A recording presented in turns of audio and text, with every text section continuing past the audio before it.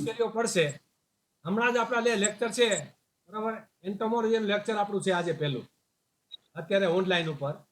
એમાં આપણે જેઠવા સાહેબ હમણાં આગળ જોઈન્ટ થાય છે એ વ્યવસ્થિત આપણે લેક્ચર આપશે બરાબર. અને આપણા જેટલા ડીલર ભાઈઓ અમે પહેલામાં કરેલું છે મેં વોટ્સઅપ ઉપર, આમાં જેટલા જોઈન્ટ થશે એનું આપણે અહીં હાજરી પૂરશું બરાબર. એ પ્રમાણે આગળ વધશું. ને ખાસ કરીને મારો એટલું કહેવાનું છે કે આજનું લેક્ચર છે ને એ બહુ અગત્યનું છે તમારા માટે, કારણ કે આ આપણે પ્લાન્ટ પ્રોટેક્શનનું લેક્ચર છે ને આપણે ખબર છે કે ઇનપુટ ડીલરમાં પ્લાન્ટ પ્રોટેક્શન એ મેન અગત્યનો વિષય છે. એટલે ખાસ કરીને અત્યારે લેક્ચર હમણાં ચાલુ કરીએ છીએ તો જેઠવા સાહેબનું લેક્ચર બરાબર સાંભળજો. ક્વેશ્ચન પછી એવું લાગશે તો છેલ્લે રાખશું 5 મિનિટ. અત્યારે તમારા વોઇસ અત્યારે મ્યુટ કરી દેવામાં આવ્યા છે બરાબર. એટલે આપણે કોઈ પ્રશ્ન અત્યારે નહીં કર્યું, ખાલી લેક્ચર સંભાળવાનું છે. હમણાં આગળ જેઠવા સાહેબ ને ચર્ચા કરે ને આપણે ચાલુ કરીએ છીએ.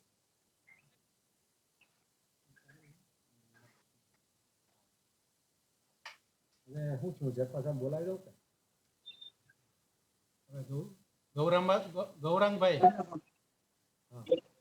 અવાજ આવે છે ને ગૌરાંગભાઈ? જેઠવા સાહેબ આપો. હા આવે છે ને અવાજ અમારો? હા આવે છે હો સાહેબ. ઓડિયો વિડિયો બે ક્લિયર છે? બે ક્લિયર. ઓકે ઓકે, હમણાં ચાલુ કરીએ તો થોડી વાર.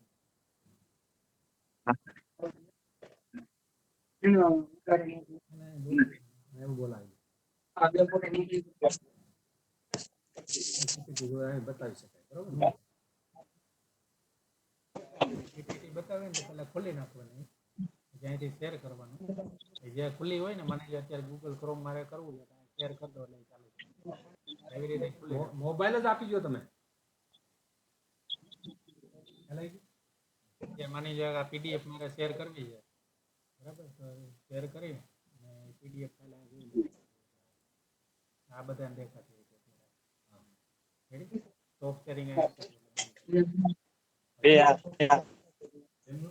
શું નામ હા તો એ ટોપ ન કરો ત્યાં પેલા પીપીટી તમારી જે છે ખોલી નાખવાની. ચાલુ છો? ચાલુ છો? હા, નહીતર આવી જાઓ.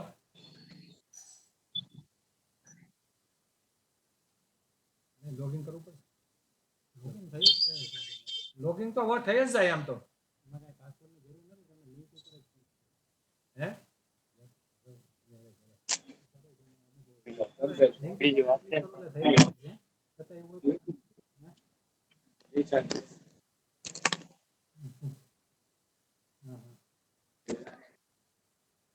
તો વાંધો હા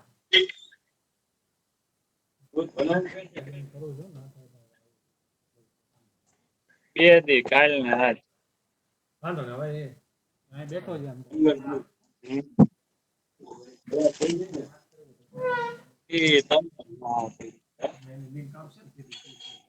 હા આનો વોઇસ બંધ કરવો હોય અહીંયા તો ચાલુ છે આપણો અહીંયા હે નહીં આપણે એ લોકો એટલો અવાજ આવે છે અહીંયા હે ગૌરા એ બન્યા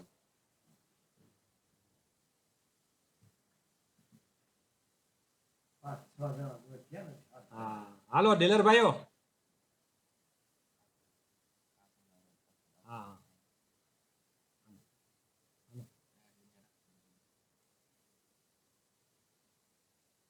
હા હમણાં જોઈન્ટ થાય છે આપણે ખાસ ઓકે આપણે ઘણા સમયથી બરાબર અને આપણો કોર્સ અત્યારે 50% પૂરો થયો છે 50% આપણો કોર્સ બાકી છે એમાં ખાસ કરીને પ્લાન્ટ પ્રોટેક્શન વધારે બાકી છે આપણે જાણીએ કે આ વર્ષ વરસાદ સારો થયો છે અને વરસાદને કારણે ખેડૂતોમાં પણ ઉત્સાહ છે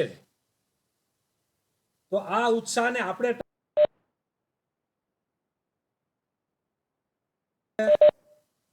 આવી પરિસ્થિતિમાં હવે જે પ્રોબ્લેમ ઊભા થવાના છે વધારે વરસાદ પડ્યા પછી જીવાતો આવશે રોગ આવશે બરાબર એના માટે ખેડૂતો તો તમારું સલાહ લેશે અમે અહીંથી ગમે એટલું કહીએ એ સલાહ નહીં લે પહેલા એગ્રોવાળા પાસે જ જશે તમારી પાસે જ આવશે અને તમારી પાસે સલાહ લઈને એ મુજબ જ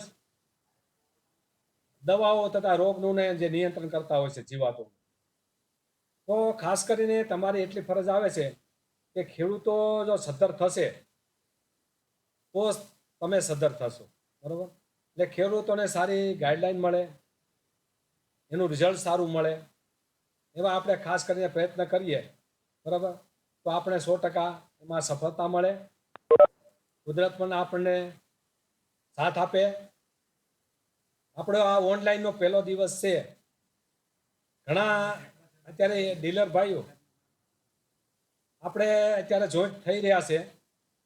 અત્યારે ટોટલ 6 ને 2 8 ને 2 10 ભાઈઓ, 11 ભાઈઓ, 12 થઈ ગયા ને, 1 2 3 11 ભાઈઓ અત્યારે જોઈન્ટ થઈ ગયા છે, બરાબર?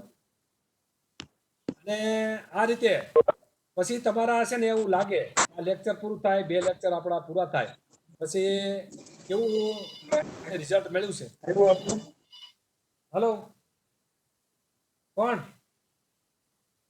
હા હા, હું તો એન્ટોમોલોજીની વાત કરું. ના ના, એન્ટોમોલોજીમાં હતી વાત હતી. અરે એ પણ હાવ કેવા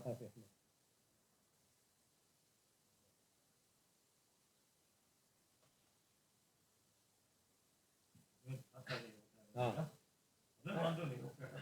હા, એ કરતો.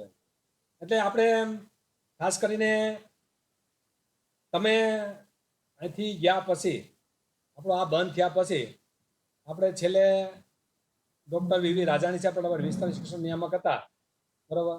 એને આપણે સંબોધિત કર્યા હતા. એના ગાઈડલાઈન નીચે આપણે આપણું કાર્ય ચાલતું હતું. તો અત્યારે હાલ આપણે નવા ડી ડૉક્ટર BK સગારકા આપણા વિસ્તાર શિક્ષણ નિયામક છે. એમના માર્ગદર્શન હેઠળ આપણે આ કોર્સ ચલાવી રહ્યા છે.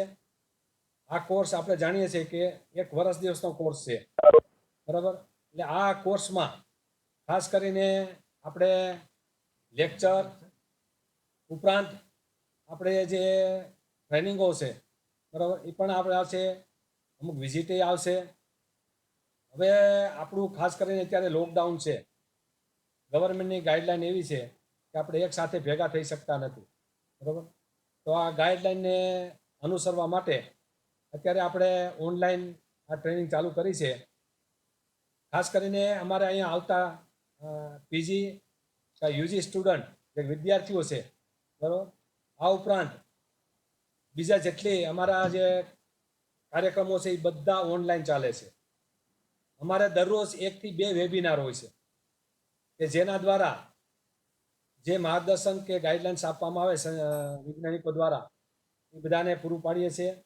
આ ઉપરાંત હમણાં અમારા જોઈન્ટ એગ્રેસ્કો થયો. જોઈન્ટ એગ્રેસ્કો એવું છે કે એમાં બધી નવી પ્રપોઝલો, એમાં નવી વેરાયટીઓની જાતોની, બરાબર? છતાં પણ એમાં તો બહુ મળવું અગત્યનું છે. છતાં પણ આમાં આપણે મળી શક્યા નથી. એને અમે ઓનલાઈન દ્વારા આ જોઈન્ટ એગ્રેસ્કો પૂરો કર્યો છે. એટલે આ રીતે. હલો, હા હા હા, ઓકે ઓકે, હાલો તો કહી દો. હા હા, તો હાલ સાહેબ એને કહી દો કે હવે લેક્ચર ચાલુ થાય છે. હાલો હાલો, હવે આપણે ખાસ કરીને જેઠવા સાહેબ આમાં જોઈન્ટ થઈ ગયા છે, બરાબર? તો એનું લેક્ચર આપણે સાંભળીએ, બરાબર, અને જોઈએ. એમાં જેવું સરસ એવું લાગે ત્યાં તમે નોટ કરતા જજો. આપણે આના પછી આપણે એક્ઝામ પણ ગોઠવવાની છે, એની આપણે વિગતવાર ચર્ચા પછી કરશું. અત્યારે આપણે ખાસ કરીને તમે લેક્ચર સાંભળો.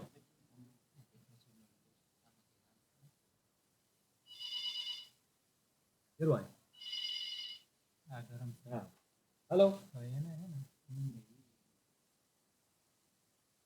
હા, આગળ આપજો.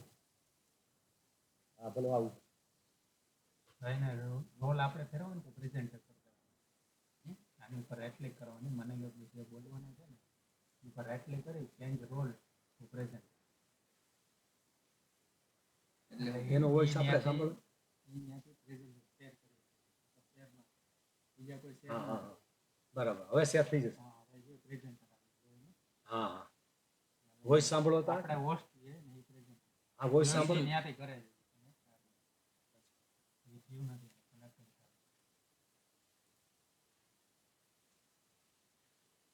તમે મ્યુટ કરી નાખો છો. ચાલુ કરો સર, ચાલુ થઈ ગયું. હલો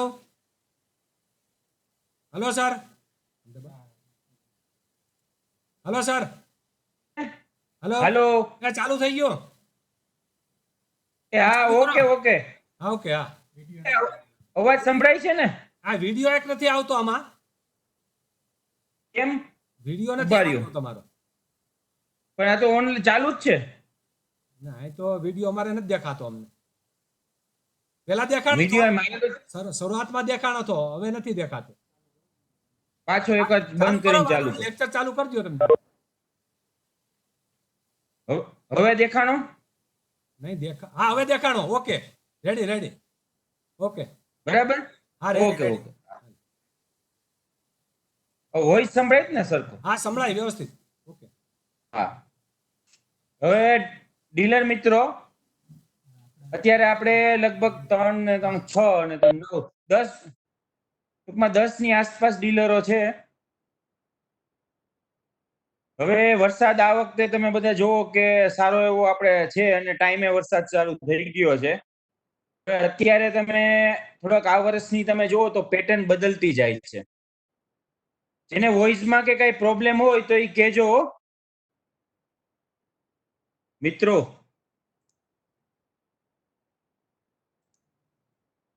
હાલો. હવે આ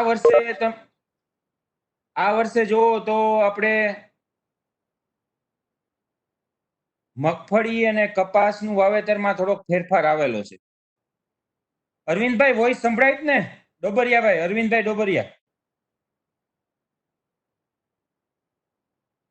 સંભળાય છે, હાઈ ક્લાસ સંભળાય છે. ઓકે ઓકે, તો વાંધો નહીં. હા હા, તો આ વર્ષે તમે જોવો કે મગફળી અને કપાસની પેટર્ન છે ને બદલતી જાય છે. અને એમાં આપણે જોયું કે કપાસનું વાવેતર ઓછું થઈ ગયું છે અને મગફળીનું વાવેતર વધારે થઈ ગયું છે. હવે આને લીધે જીવાત અને રોગમાં પણ આપણે પરિવર્તન આવતો જાય છે. હવે આખી સિસ્ટમ તમે જુઓ તો કપાસનું વાવેતર ઓછું થયું એટલે કપાસમાં આપણે જે મુખ્ય જીવાતો ચૂસિયા છે તો કે તમને બધાને ખબર જ છે કે મોલોમચ્છી, તડતડિયા, થ્રિપ્સ છે, સફેદ માખી છે. એવી જ રીતે ઈયળોમાં જોવો તો ગુલાબી ઈયળ મુખ્ય છે. આ સિવાય અમુક વિસ્તારોમાં લીલી ઈયળ, લશ્કરી ઈયળ, એમાં એવી ઈયળો પણ જોવા મળતી હોય છે. એવી જ રીતે મગફળીની વાત કરીએ તો મગફળીમાં પણ સેમ વસ્તુ બને છે કે મગફળીમાં અત્યારે તમે જોવો કે લીલી ઈયળનો થોડો એટેક ચાલુ થઈ ગયો છે અને એ સિવાય લશ્કરી ઈયળ, પાછોતરા લગભગ ઓગસ્ટ મહિનાની આસપાસ આવશે. બરાબર ને? તો આ રીતે એમાં અને આ સિવાય મગફળીમાં તમે જુઓ તો આપણે અત્યારે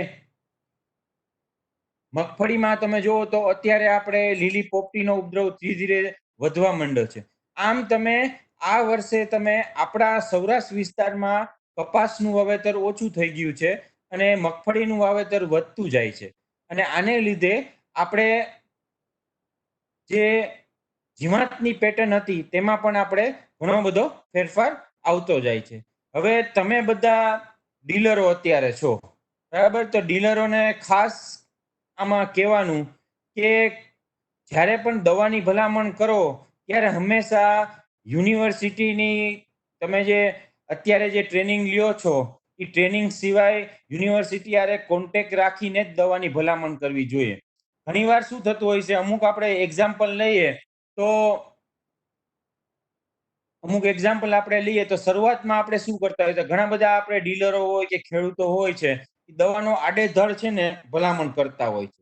અને મેં તો જોયું છે કે ઘણી દવાઓ છે ને મિક્સ થતી હોય કે ન થતી હોય, પણ બધા ખેડૂત મિત્રો છે ને એને દવાઓ એકસાથે 2 કે 3 દવાઓ ભેળવી અને પછી જીવાત નિયંત્રણ કરવાનો પ્રયાસ કરતા હોય છે. તો પહેલું અગત્યનો મુદ્દો એ થઈ ગયો, તમે જે ડીલર તરીકે આપણે એક ફરજ બને છે કે ઝાઝી બધી દવાઓનું મિશ્રણ કરવું જોઈએ નહીં. ભલામણ મુજબ જ દવાનું આપણે મિક્સ કરવી જોઈએ. એટલે મારો મતલબ એ છે કે જ્યારે પણ આપણે દવાનું ભેળવવાની હોય એકથી વધારે દવાઓ ભેળવતા હોય ત્યારે જો ઈ દવા ભળે કે નહીં એ પહેલા જોવું જોઈએ. ઘણીવાર શું થાય, તમને એક ઉદાહરણ આપું તો આપણે એક દવા હોય એની સાથે સાથે બીજી દવા જ્યારે ભેળવીએ છીએ ત્યારે બેય દવામાં ઝેર હોય છે અને ઈ બેય ઝેર એકબીજા સાથે મિક્સ થાય છે ત્યારે ઝેરની છે ને તાકાત ઘટી જતી હોય છે. આમ એક ઝેર બીજા ઝેરને સામસામું મારી નાખે છે અને પછી ઈ ભેગી થયેલું વસ્તુને જ્યારે પણ આપણે ખેતરમાં છંટકાવ કરીએ ત્યારે એનું રિઝલ્ટ આપણને જેવું જોઈએ તેવું મળતું નથી. એટલે હંમેશા યાદ રાખવું કે કોઈ પણ દવાઓ ભેળવવી નહીં. પહેલા તો જરૂર પડે તો જ ભેળવવી અને બને તો એટલી બધી ઝાઝી દવાઓ પણ ન ભેળવવી કે જેથી કરીને આપણને એનું રિઝલ્ટ છેલ્લે કાંઈ આવે નહીં. ઘણીવાર મેં જોયું છે કે એક સાથે એક દવા ફંજીસાઇડ હોય, એની સાથે એક ઇન્સેક્ટિસાઇડ હોય અને ઇન્સેક્ટિસાઇડ સાથે તમે જુઓ કે બીજી કોઈ પણ તમે વર્ધક ને આન તેન કરીને કેટલી બધી 5 થી 7 દવાઓ આપણે ભેળવી નાખતા હોય છે.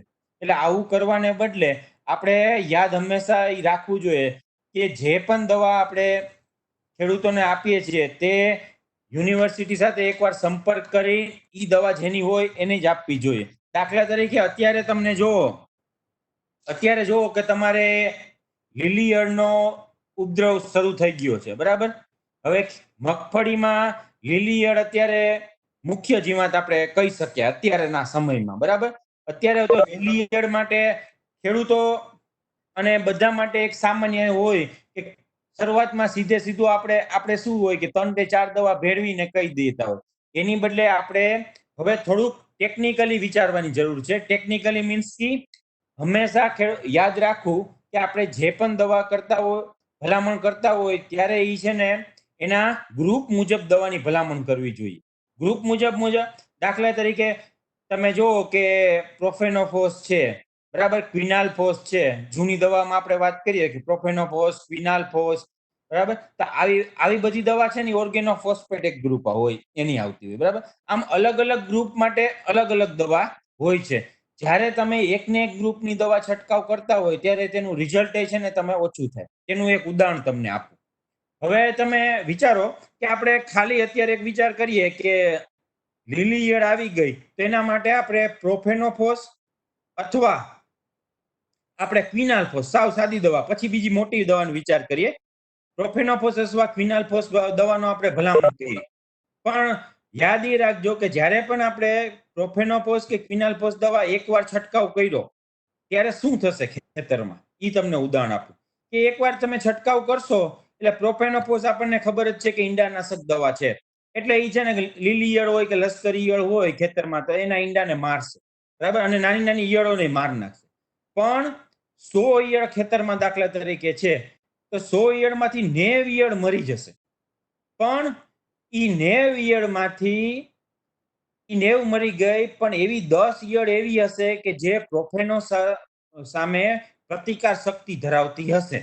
એનો મતલબ એવો થયો કે ખેતરમાં દાખલા તરીકે 100 ઈયળ લીલી ઈયળ છે તેમાંથી 90 ઈયળ આપણે પ્રોફેનોફોસથી મારી નાખી, પણ 10 ઈયળ એવી તાકાતવાળી હશે કે જે પ્રોફેનોફોસ સામે પ્રતિકાર શક્તિ ધરાવતી હશે. તો આ 10 ઈયળ છે ને પ્રોફેનોફોસથી મરશે નહીં.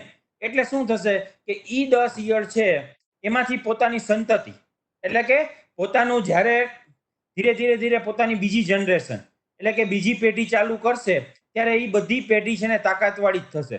આપણે એક ઉદાહરણ લઈએ કે આપણે કોઈ નબળો ઢોર હોય તો એના જે બચ્ચા કે થાય, બરાબર, એ નબળા જ થવાના. એવી રીતે માણસોમાં એવું હોય કે જે હાઈટ વાળા હોય ને તેના છોકરા હોય એ હાઈટ વાળા જ થાય. તો સેમ વસ્તુ ત્યાં પણ લાગુ પડે કે એકવાર જે પ્રતિકાર શક્તિ વાળી ઈયળો હશે એના જ્યારે એમાંથી બીજી પેઢી થશે એ પ્રતિકાર શક્તિ વાળી જ થશે. એટલા માટે ખાસ આપણે ભલામણ એટલા માટે દર વખતે અલગ અલગ ગ્રુપની દવાની ભલામણ કરવામાં આવે છે. એટલે દાખલા તરીકે સામાન્ય તમે પ્રોફેનોફોસ દવા છંટકાવ કર્યો હોય અને ઈયળ તો બીજો સ્પ્રે દાખલા તરીકે બહુ હેવી એટેક આવ્યો, વાતાવરણ અનુકૂળ આવી ગયું ને હેવી એટેક આવ્યો તો બીજી વાર જ્યારે ભલામણ કરીએ ત્યારે ઈ ગ્રુપની દવા આપણે ભલામણ કરી શકીએ નહીં. નકર જો ઈને ઈ ગ્રુપની દવા આપણે ભલામણ કરશું તો આપણને છે ને જે જીવાત નિયંત્રણ મળવું જોઈએ એ જીવાત નિયંત્રણ આપણે સચોટ રીતે મળશે નહીં. એટલે જેટલા પણ ડીલર મિત્રો છે એને ખાસ કહેવાનું કે જ્યારે પણ આપણે દવાની ભલામણ કરીએ છીએ ત્યારે હંમેશા આપણે દવા અલગ અલગ ભલામણ કરવી જોઈએ. એકને એક દવાનો વારંવાર ઉપયોગ નહીં કરવાનો એવી ખાસ ભલામણ કરવી જોઈએ. બરાબર, નકર આપણે જ્યારે પણ એકને એક દવાનો વારંવાર ઉપયોગ કરવાનું કહેશું ત્યારે આપણે રિઝલ્ટ જે આવવું જોઈએ એ એટલું સારું રિઝલ્ટ આવશે નહીં. બરાબર, આ એક પહેલું છે. બીજું, દાખલા તરીકે આપણે જ લીલી ઈયળની વાત કરતા હતા, તો જ્યારે પણ આપણે લીલી ઈયળ આવી જાય ત્યારે શરૂઆતમાં આપણે દાખલા તરીકે પ્રોફેનોફોસ દવાનો છંટકાવ કર્યો, બરાબર, તો હવે દવા ફેરવવી છે તો કઈ ફેરવી શકાય? તો અત્યારે આપણે ફેરવવામાં જો એમ તો દવા થોડીક ઓછી મળે તો ફેરવવામાં આપણે અત્યારે પ્રોક્લેમનો ઉપયોગ કરી શકાય. બધાને ખબર હશે કે એમામેક્ટિન બેન્ઝોએટ પ્રોક્લેમના નામે મળે છે. તો પ્રોક્લેમ, તો સાદી દવા આપણે દાખલા તરીકે પ્રોફેનોફોસનો ઉપયોગ કર્યો તો બીજા સ્પ્રેમાં આપણે કરવું હોય તો પ્રોક્લેમ કરી શકાય. ત્રીજા સ્પ્રેમાં કરવો હોય તો બધાને તમે જે ઉપયોગ કરો છો રેનેક્સિપાયર એટલે કોરાજન ને એવી અલગ અલગ આવે છે એનો ઉપયોગ કરી શકાય ત્રીજા સ્પ્રેમાં. ચોથા સ્પ્રેમાં ઉપયોગ કરવો હોય તો એન્ડોક્ઝાકાપ, અવાન્ટ ન મળે તેના મિક્સચર મળે છે તો મિક્સચરનો પણ ઉપયોગ કરી શકાય. આમ હરેક દવાનો જ્યારે પણ આપણે ઉપયોગ કરતા હોઈએ ત્યારે હંમેશા દવા બદલીને ઉપયોગ કરવો જોઈએ, તો જ આપણને રિઝલ્ટ આવશે. આ સેમ વસ્તુ લીલી ઈયળ છે એવી રીતે લશ્કરી ઈયળ માટે પણ લાગુ પડશે.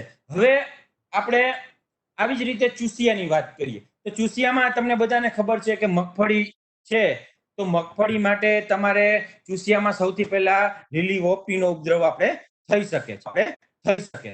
તો લીલી પોપટી માટે તમે ખેડૂત કોઈ પણ આપણે તરત કરીએ તો મોસ્ટલી આપણે સાદી દવામાં દાખલા તરીકે, સાદી દવા તો આમ ઓછા વાપરે, પણ સાદી દવામાં આપણે ડાયમિથિયોઇટનો દાખલા તરીકે ઉપયોગ કર્યો. ડાયમિથિયોઇટ, બરાબર, રોગરના નામે મળે છે.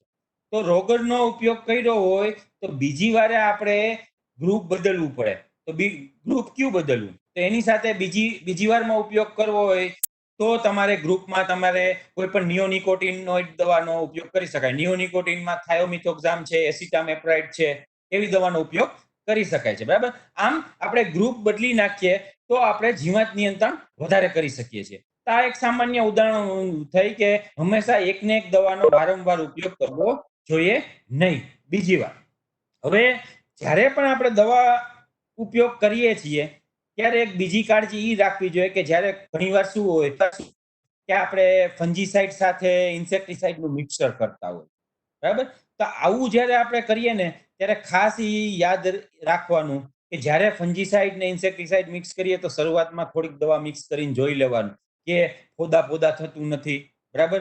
જો ફોદા થતું હોય તો એ દવા એની સાથે કોમ્પિટેબલ નથી, એટલે કે મિક્સ કરી શકાય નહીં. એટલા માટે ખાસ યાદ રાખવું કે જ્યારે પણ આપણે ખેડૂતોને ભલામણ કરીએ ત્યારે જે દવા મિક્સ કરી શકાય, બરાબર, એ એકવાર પહેલા ટેસ્ટ કરી લેવી કે દવા મિક્સ કરીએ કે નહીં. જો ભલામણ થયેલી હોય તો દવા આપણે મિક્સ કરીએ તો વાંધો નહીં. તો આ વસ્તુ થઈ ગઈ આપણે સામાન્ય મગફળીમાં. હવે મગફળીમાં અત્યારે તમે જોવો કે ચૂસિયાની જે વાત કરી, આ સિવાય ઘણી બધા રોગો છે. તો રોગોની વાત અત્યારે નથી કરતો કારણ કે આપણે અત્યારે પેથોલોજીનું કદાચ એક લેક્ચર અલગથી જ આવવાનું હશે, એટલા માટે કે રોગના જે છે આપણે અત્યારે સુકારાનો એનો રોગ છે એ સામાન્ય આપણે પેથોલોજીમાંથી લેશે એટલે એ અત્યારે બાકાત કરું છું. આ સિવાય આપણે કપાસની વાત કરીએ, મગફળી સિવાય. હવે મગફળીમાં એક પ્રશ્ન રહી ગયો મુંડાનો.